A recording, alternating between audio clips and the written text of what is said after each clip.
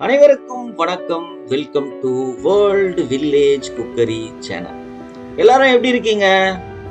இன்னும் 2 நாள்ல ரம்ஜான் வரப்போகுது. ஸோ நம்ம இன்னைக்கு என்ன பண்ண போறோம்னா ஈத் ஸ்பெஷல், ரம்ஜான் ஸ்பெஷல் ஒரு மட்டன் ஒயிட் குருமா. ஒரு பாய் வீட்டில் எப்படி செய்வாங்களோ அதே மாதிரி டேஸ்டோட சூப்பரா இன்னைக்கு மட்டன் ஒயிட் குருமா எப்படி செய்யறதுன்னா நம்ம இந்த வீடியோல பார்க்க போறோம். இந்த மட்டன் ஒயிட் குருமா வந்து நம்ம ரெகுலரா வைக்கிற மட்டன் குழம்பு மாதிரி காரசாரமா இருக்காது. ஒரு இனிப்பு கலந்த ஒரு வித்தியாசமான ஒரு நெய் வாசத்தோட இந்த பாதாம் முந்திரிலாம் போட்டு அரைச்சி ஊற்றி ஒரு புரோட்டீன் ரிச்சா செம்மையான ஒரு வித்தியாசமான டேஸ்டா இருக்கும். ஆனா இதுல ஒரு முக்கியமான ஒரு விஷயம், இது வந்து சாப்பாட்டுக்கெல்லாம் ஊத்தின்னு சாப்பிட்றதுக்கு செட் ஆகாது.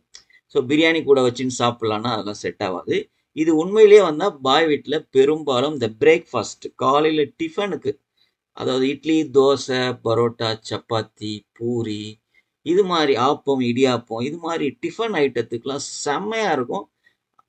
இந்த அருமையான ஹோட்டல் ஸ்டைல் பாய் வீட்டு ஸ்பெஷல் ரம்ஜான் ஸ்பெஷலா இந்த மட்டன் ஒயிட் குருமா எப்படி செய்யறதுன்னு தான் இந்த வீடியோவில் பார்க்க போகிறோம். இந்த வீடியோக்குள்ளே போகிறதுக்கு முன்னாடி நம்ம சேனலை சப்ஸ்கிரைப் பண்ணாமல் இருந்தீங்கன்னா தயவு செய்து சப்ஸ்கிரைப் பண்ணுங்க.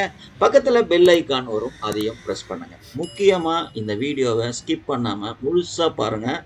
இதில் என்ன மெத்தடில் நம்ம சொல்லியிருக்கோமோ அதே மாதிரி வீட்டில் செஞ்சு அசத்துங்க இந்த மட்டன் ஒயிட் குருமாவை. நான் ஒரு 1/2 கிலோ வெள்ளாட்டு கறி நல்ல இளம் கறியாக வாங்கி கொடுத்தேன். அதை முதல்ல நல்லா தண்ணியில் அலசி க்ளீன் பண்ணி எடுத்துக்கலாம்.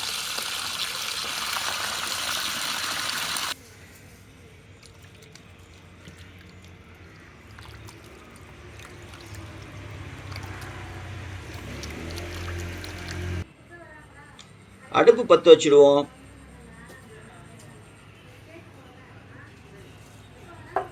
நம்ம விறகு அடுப்பில் தான் செய்ய போகிறோம்.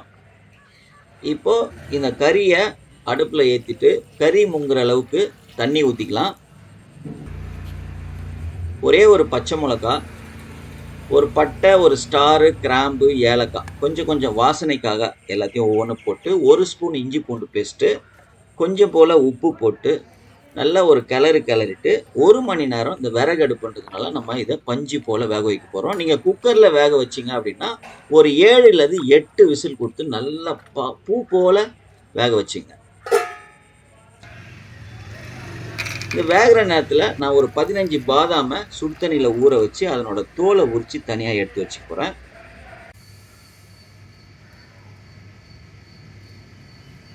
அப்புறம் ஒரு மிக்சி ஜாரில் 1 கப்பு துருவின ஃப்ரெஷ்ஷான தேங்காய், அப்புறம் தோல் உரித்த பாதாம், ஒரு 6-7 முந்திரி, 1 ஸ்பூன் சோம்பு, 1 ஸ்பூன் கசகசா, இது எல்லாத்தையும் கொஞ்சம் தண்ணி ஊற்றி நல்லா நைஸாக பேஸ்ட் போல் அரைச்சிக்கலாம். இப்போ அடுப்பில் வேற ஒரு சட்டி வச்சுட்டு 75 ml தேங்காய் எண்ணெய், 25 ml நெய்.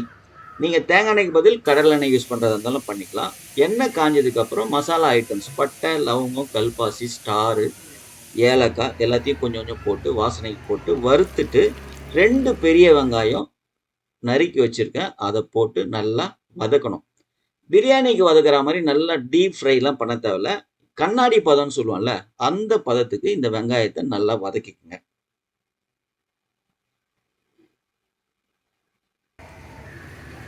இப்போ வெங்காயம் கண்ணாடி பதத்துக்கு வதங்கிடுச்சு. இதில் கொஞ்சம் போல் புதினா, கொஞ்சம் போல் கொத்தமல்லியை சேர்த்துக்கலாம். 1 ஸ்பூன் இஞ்சி பூண்டு பேஸ்ட்டு சேர்த்துக்கலாம். ஏற்கனவே இஞ்சி பூண்டு பேஸ்ட்டு 1 ஸ்பூனு கறியில் போட்டு வேக வச்சுருக்கோம். ஸோ மொத்தமாக 2 ஸ்பூன் இஞ்சி பூண்டு பேஸ்ட்டு. இது எல்லாம் நல்லா வதக்கிக்கலாம். ஒரு பெரிய சைஸு தக்காளி பொடியாக நறுக்கி வச்சுருக்கேன், அதையும் சேர்த்துக்குவோம்.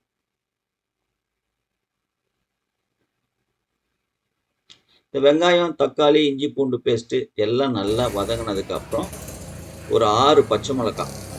இந்த குழம்புக்கு காரம் பச்சை மிளகாவும் நம்ம கடைசியாக சேர்க்க போகிறோம். மிளகுத்தூள் மட்டும்தான், மிளகாத்தூள்லாம் இதில் போட மாட்டோம். ஒரு 100 ml நல்ல கெட்டி தயிர், 100 mlன்றது 150 ml கூட நம்ம சேர்த்துக்கலாம்.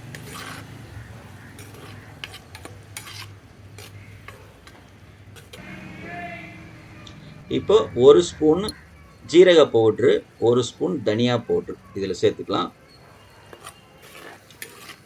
நல்லா மிக்ஸ் பண்ணி விட்டுங்க.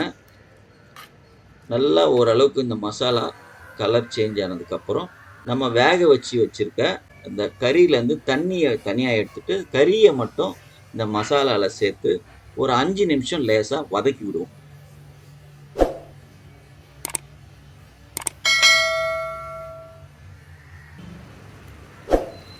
அப்புறம் கறி வேக வச்ச தண்ணியை இதோட சேர்த்துக்கலாம்.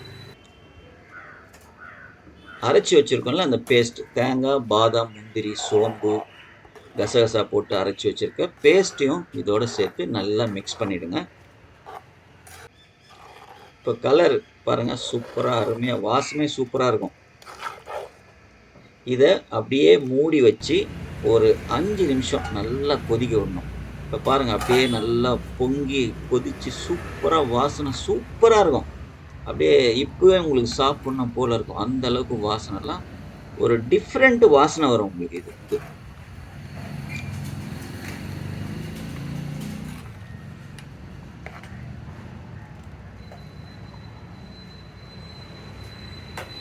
இப்போ ஆல்மோஸ்ட் குழம்பு ரெடி ஆயிடுச்சு. இதில் ஒரு 2 ஸ்பூன் மிளகுத்தூள் சேர்த்துக்குவோம். கொஞ்சம் பொடியாக நறுக்குனா கொத்தமல்லி சேர்த்து நல்லா மிக்ஸ் பண்ணிட்டு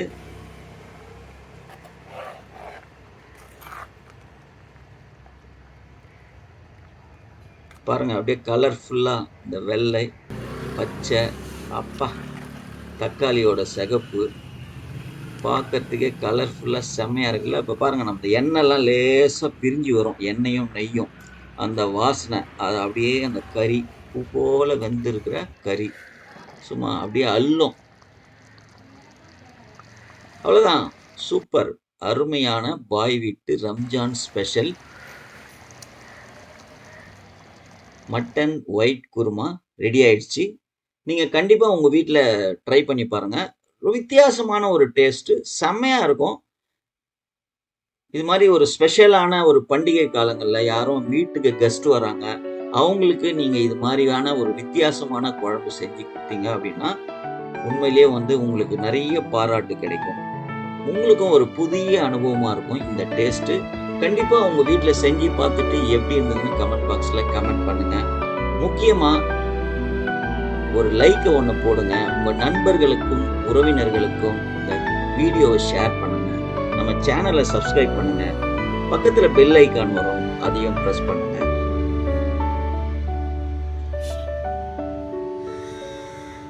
மீண்டும் அடுத்த வீடியோவில் பார்க்கலாம். நன்றி, வணக்கம், பை பாய்.